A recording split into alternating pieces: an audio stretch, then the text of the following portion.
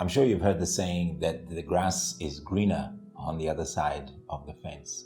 That's not always true, as I'm sure you've found out in the course of life, and even as you've fallen prey to the dangers of comparing yourself with someone else or something else.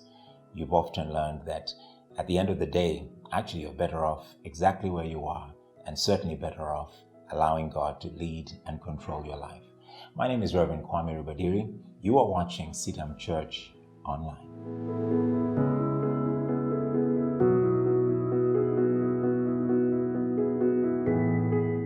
Comparing yourself to someone else or to something else is often a danger we face as human beings in this life.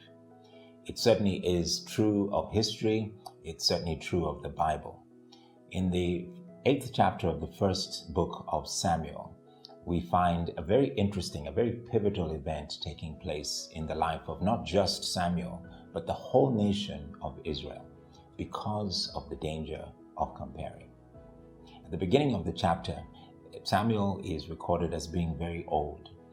His two grown sons who he hoped to groom, to take over as judges of Israel, have been given an assignment. They've been appointed to serve as judges in another part of Israel, to sort of prepare them, get them ready for the task. But the Bible records that they gave themselves to dishonest gain. They accepted bribes and that they perverted justice, as we read in verse 3 of chapter 8, 1 Samuel. So in verse 4 and verse 5, we read the following. All the elders of Israel gathered together and came to Samuel at Ramah. And they said to him, "You are old. Your sons do not follow your ways. Now appoint to us a king to lead us, such as all the other nations have." Now, as we read a little bit further on, we see how this was very, very disappointing. But two things are evident in this, and I think they're very important for us as lessons to learn. One is that the elders who respected Samuel and who came to him and said, we need somebody to take over from you. You are moving from the scene. You perhaps will die shortly. Somebody needs to take over the responsibility of judge. And they said to Samuel, we've compared you to your sons. Your sons don't live up to the standards that you have established. And that's a story for another day. So because you're about to leave and we don't want your sons, we want to have a king. And they said, this is the second point, we want to have a king like all the other nations have. All this time, we have had judges who hear from God and speak to us the decisions from God. In other words, God has been the king of Israel all along from the time he rescued them from slavery in Egypt and even before then. Now they're saying, we don't want God to be our king.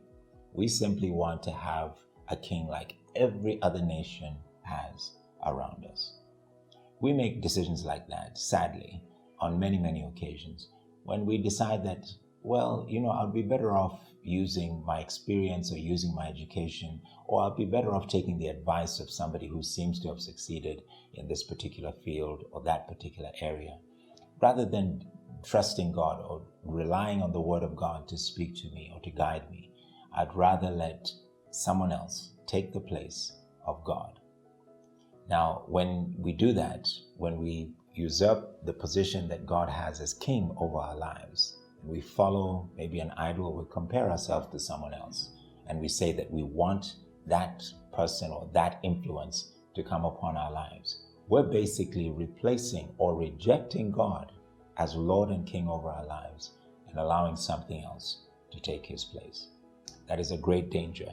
And one of the greatest dangers, as we see in this thing, is that we not only put God aside and we don't listen to him, but we allow something else, perhaps something more dangerous, to take its place. And as we will find out in the coming weeks, God says that any king, whether it's God himself or any other idol or influence that comes upon our lives, has claims, has the rights of claims over our lives. That's something we should take very, very seriously. If you have compared yourself to someone else or something else and allowed its influence to take over in your life, it has claims over your life.